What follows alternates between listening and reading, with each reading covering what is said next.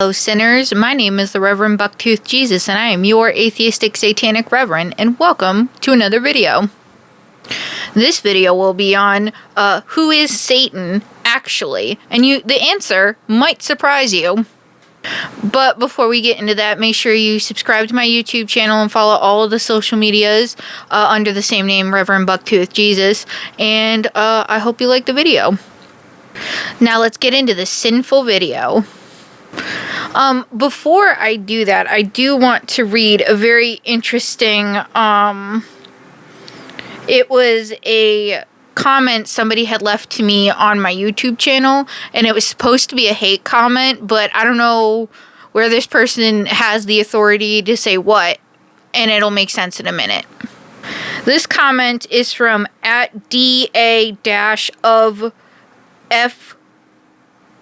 5YJ. And it's one of those no-name profiles, probably a bot or something. The first comment says, "You look and sound like a clown. I'm not trying to be mean. I'm just trying to be completely honest. You also sound like you're a 5-year-old. No hate like Christian love." The second one he left, or this person left, says, "You are also not a representation of Satanism whatsoever. You really need to get your together, take off this clown ridiculous mask, and I don't know why you sound like a 5-year-old girl." Again, logical fallacies, folks. Remember we talked about this in our last video. Logical fallacies. Ad hominem, made fun of my appearance, the way I sound, instead of anything about my argument. And this person never gives any sort of, oh, I'm a Satanist and you can't say that, because I do get that occasionally, usually theistic Satanists. But no, none of that this time. So I don't know where this person thinks they're an authority on anything, but quite clearly they're not.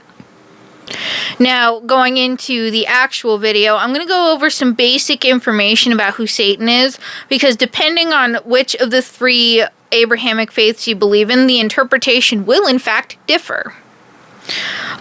For Islam, they know him as Albis or Shaitan, and supposedly he was casted out of heaven for his arrogance and refusal to bow to Adam when Allah commanded it. And according to Islam, Shaitan was made from fire, unlike humans who were created from clay. He shares the same goal as Christianity's Satan, to tempt man, but out of revenge for the reasons given above. So, that's the Islamic version. In Judaism, he is known as Ha-Satan, which means accuser or adversary. Unlike Christianity, Ha-Satan is not the rebellious Satan we all know him as. He's actually an angel subordinate to God, and his role, to tempt man on the behalf of God to do bad things. The supposed purpose to this is to test man's faith and give him a chance to choose good or evil. And the key word in this, siblings and Satan, is the following. He is a servant of God. And then Christianity, the most popular version of Satan by far, is the great tempter of man, the great liar who fell from heaven because of a rebellion. But did he really? Because according to the Bible, heaven and hell do not exist. That was something that was later added to the Bible by Greek Christian scholars who didn't know anything about the area at the time, and it was about 50 to 70 years after Jesus and his supposed time period. So, is he really the great liar and a tempter? It seems to me that the three Abrahamic religions share different, and with Judaism, a major difference in who Satan actually is. So I want to dive into who Satan actually is. My reason? To explore why specifically the Christians and the Muslims are so afraid of this being, because according to Judaism, the original, religion of Jesus, Satan is supposed to be a servant of God. So where is the disconnect? The first clue is, even though they are all claiming something, they have no evidence to back it up, and a religion is like that a lot of the time. And the deeper answer is the modern day interpretations of Satan come from human works. The works of Dr. Faust, which was a German book about a German composer who makes a pact with the devil in exchange for his soul. And that's where the little red depiction of Satan comes from. And it comes from another human work called Paradise Lost. And this, dear siblings in Satan, is where we find the rebellious Satan. And then there's also a very interesting thing that happens where we see a depiction of an attractive Satan. Because in theory, for a long time, Satan was ugly. There's a famous medieval painting of Satan with a mouth on his bum. So, it just is very interesting how Satan just somehow became sexy like vampires. This next part comes from modern day evangelicalism. The Satan of Job, who is more likely the Jewish version of Satan, is not the same Satan as the New Testament. And it's clear when you stop to think about it because, again, in the book of Job, Satan is on the council of angels, making bets with God, or actually God making bets with him. So it just very is interesting how, even within the Bible itself, there's two versions of Satan. And it kind of feels like Islam was just like, yeah, let's copy everything. The Satan in Job was on the council of angels like Hasatan, and the Satan of the New Testament tempts Jesus with wanting to rule the world. And like I stated, it seems that Islam has copied off of the two. But one more question arises. How can Satan be evil if God specifically himself created evil before Satan? This is Isaiah 45:7 of the King James Version Bible. I form the light and create the darkness. I make peace and create evil. I, the Lord, do all these things. So how is Satan evil? In comparison, God unalived billions of people in the Bible, and Satan, on the behalf of God, mind you, unalives maybe 10 at the maximum. Dear siblings in Satan, if you're confused, so am I, because I grew up being taught a plethora of different things about Satan that turns out not to be true. The religious folk don't seem to have an understanding of who this being is and his motives, and it seems to me that according to the Christian and Abrahamic doctrine, he is more like a puppet of God or Allah or Yahweh or whatever you want to call him, instead of being actually evil himself. So this is to say, if you're afraid of Satan, you're afraid of nothing more than a shadow of God. And if Satan was real, I would like to think he's the Paradise Lost version. And why do I say that?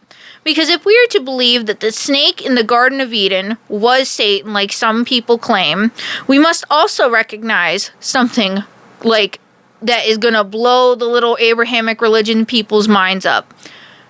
And it's the following.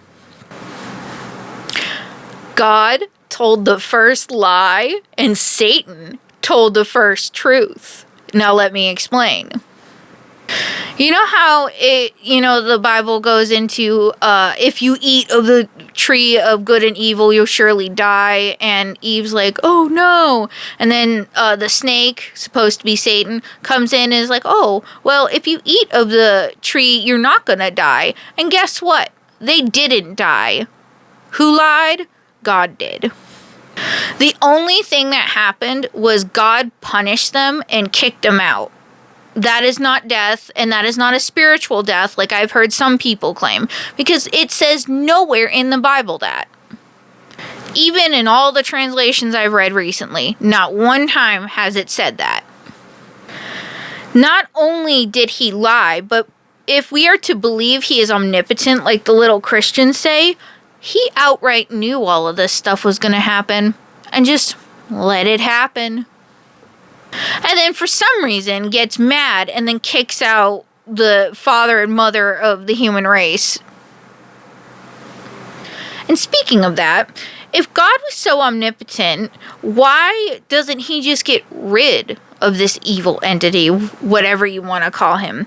Because depending on who you ask, you get different interpretations of why God wouldn't do that. And it comes down to a couple things. The most common ones I see is God is allowing free will to occur. If that is the case, does this make free will, the concept of free will, greater than God? Because God is clearly a force, because it is clearly a force, free will, unaffected by God, and God cannot change it. So does that make free will greater? And considering how many times God has unalived people in the Bible, does this make God really evil? And the answer to that is yes. Because if you have done what I did with the specifically Protestant Bible and tabbing up all the different stuff God does that's bad, the Bible would mostly be read. And yes, that includes in the New Testament.